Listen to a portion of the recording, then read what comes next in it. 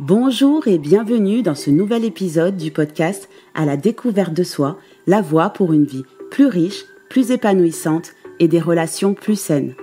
Je suis Adelsa, coach certifiée et votre guide sur ce chemin de la conscience de soi, de la liberté intérieure, de l'autonomie et surtout du bonheur authentique.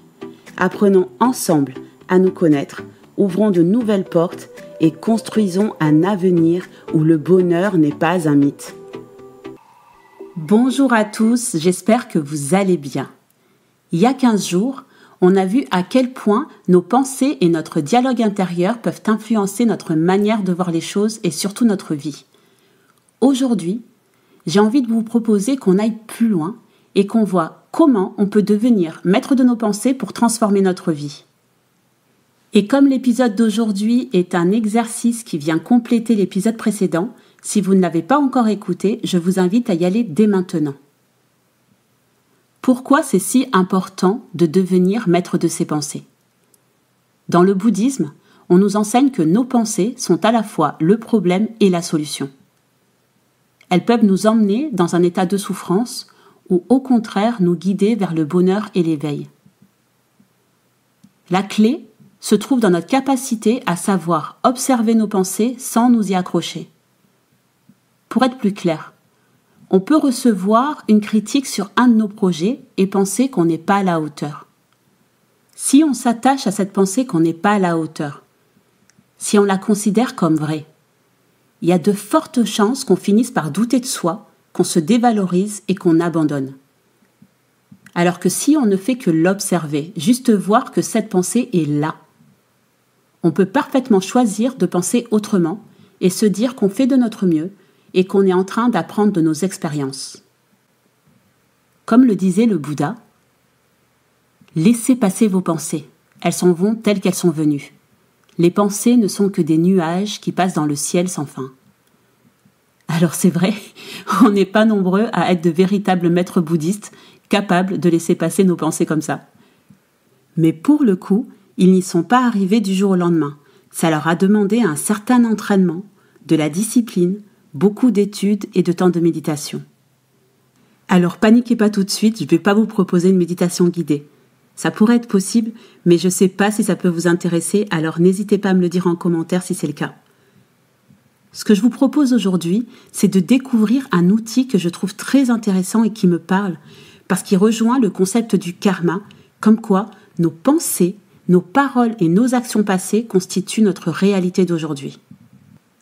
C'est un outil qui a été élaboré par Brooke Castillo, qui est une coach de vie américaine que je trouve génialissime. Si vous ne la connaissez pas, je vous invite à la découvrir.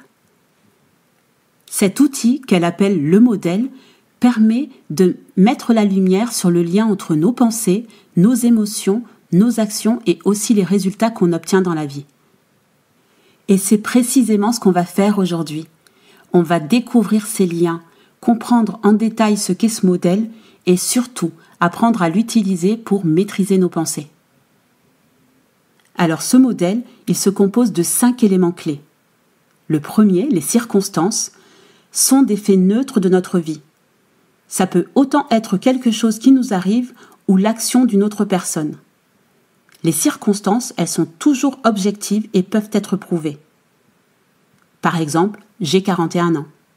Ou alors, une amie annule un rendez-vous parce qu'elle a un imprévu. C'est neutre, c'est objectif et ça peut être prouvé. Le deuxième élément, ce sont les pensées, les idées, les croyances et les interprétations qu'on a sur les circonstances. Nos pensées, elles peuvent être positives, négatives, neutres, rationnelles ou irrationnelles.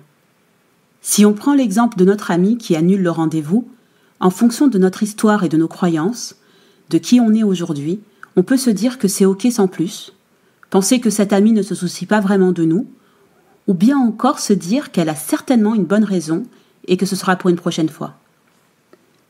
Le troisième élément, ce sont les émotions. Ce sont les sentiments qu'on ressent en réponse à nos pensées.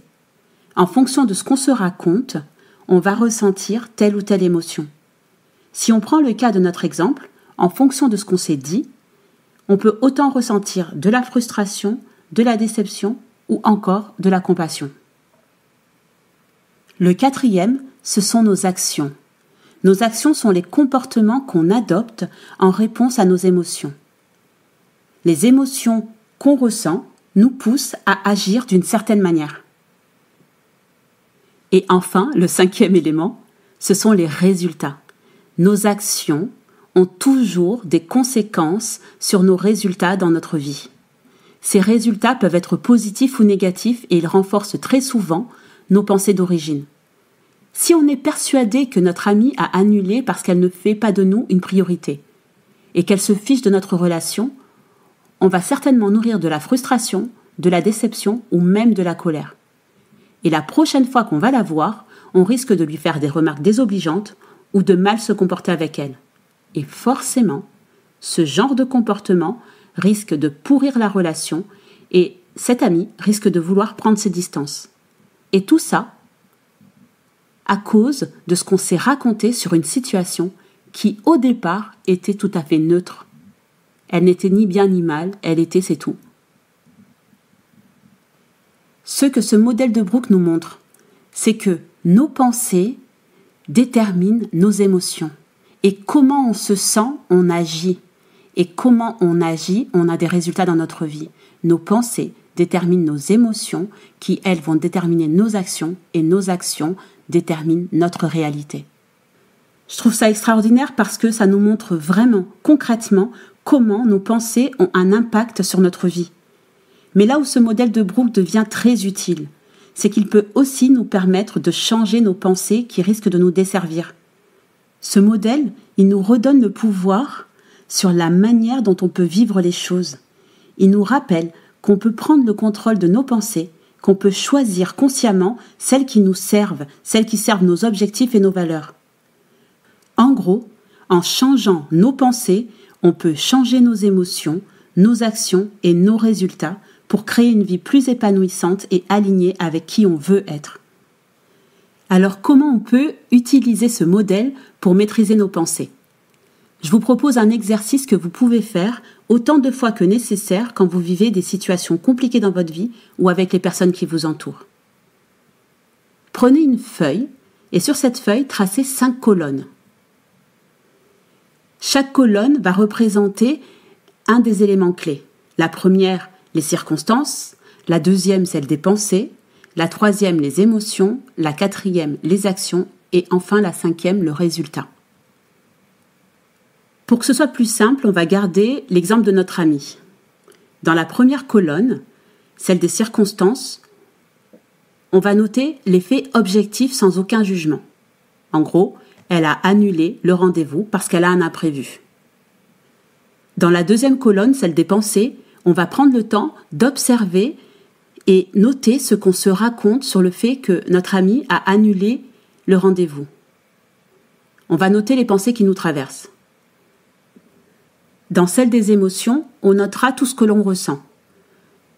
Peu importe que ce soit positif, négatif, on note comment on se sent par rapport au fait que notre ami ait annulé notre rendez-vous. Dans la quatrième colonne, on note nos actions, comment on a réagi, comment on s'est comporté. Et enfin, dans la cinquième colonne, celle des résultats, les résultats qu'on a obtenus après cette situation. Le but de cette première partie de l'exercice, c'est non seulement de prendre conscience de comment les choses se sont déroulées, mais aussi de reprendre notre responsabilité sur ce qu'on est en train de vivre et sur notre capacité à changer les choses. Si le résultat ne nous plaît pas, si ce qu'on ressent ne nous convient pas et nous fait souffrir, c'est le moment de revenir aux pensées, de s'en détacher et de choisir une autre perspective plus bienveillante envers notre ami et envers nous-mêmes, comme la compréhension, la compassion, la confiance. Là où l'exercice prend toute son utilité, c'est qu'on va se demander si ces pensées sont constructives ou au contraire limitantes, du genre « elle se fiche de notre relation, elle ne fait pas de moi une priorité ». Si ces pensées sont limitantes, on peut, à ce moment-là, choisir d'autres pensées plus positives, plus réalistes, qui nous aideront à mieux vivre la situation. Par exemple, elle a sûrement de bonnes raisons de ne pas pouvoir venir. On se rattrapera la prochaine fois. Ou encore, elle a annulé, mais ça ne veut pas dire qu'elle ne tient pas à notre amitié. Et en adoptant ces nouvelles pensées, on peut observer que nos émotions ne sont plus du tout les mêmes. Dans la colonne des actions, on peut réfléchir aussi aux actions qu'on peut mettre en place pour nous aligner avec ces nouvelles pensées plus constructives. On pourrait par exemple envoyer un message à notre ami et lui dire qu'on comprend et qu'on espère qu'on pourra la voir bientôt. Ce qui aurait pour résultat de renforcer notre amitié au lieu de la pourrir. Quand ce que vous vivez dans votre vie, quand le résultat ne vous plaît pas ou vous fait souffrir, revenez toujours aux circonstances de départ et à vos pensées. Et posez-vous la question de « Est-ce que cette pensée est basée sur des faits réels ou est-ce que c'est simplement une interprétation que je me fais de la situation ? Est-ce que c'est réel ou est-ce que ce sont mes insécurités, mon petit ego qui prennent le dessus ? Et surtout, souvenez-vous que vous pouvez toujours choisir des pensées plus constructives qui vont dans le sens de ce que vous désirez vraiment. Vous pouvez utiliser ce modèle dans n'importe quelle situation de votre vie, que ce soit au travail, dans vos relations familiales, amoureuses, amicales, et même dans votre relation à vous-même. Si vous vous surprenez à vous dire que vous n'êtes pas assez bien ou bon dans un domaine, vous pouvez choisir de penser que vous êtes capable d'apprendre et de grandir, et que vous êtes prêt à faire les efforts nécessaires pour y parvenir. Pour vous aider encore plus sur ce chemin, vous pouvez aussi pratiquer la pleine conscience et le détachement.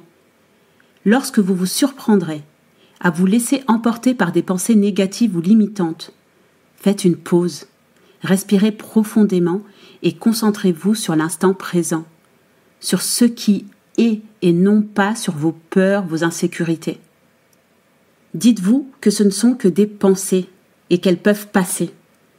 Vous pouvez même vous répéter des affirmations positives pour vous redonner du courage, de l'énergie et surtout vous reconcentrer sur le moment présent et sur ce qui est vraiment. Pour conclure cet épisode,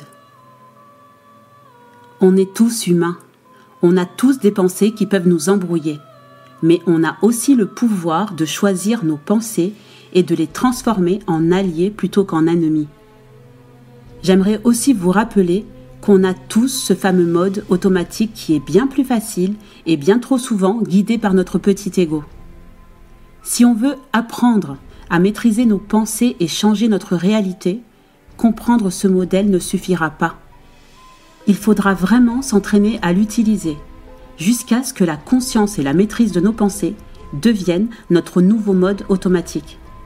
J'insiste vraiment sur ce point, sans pratique, il ne peut pas y avoir de changement.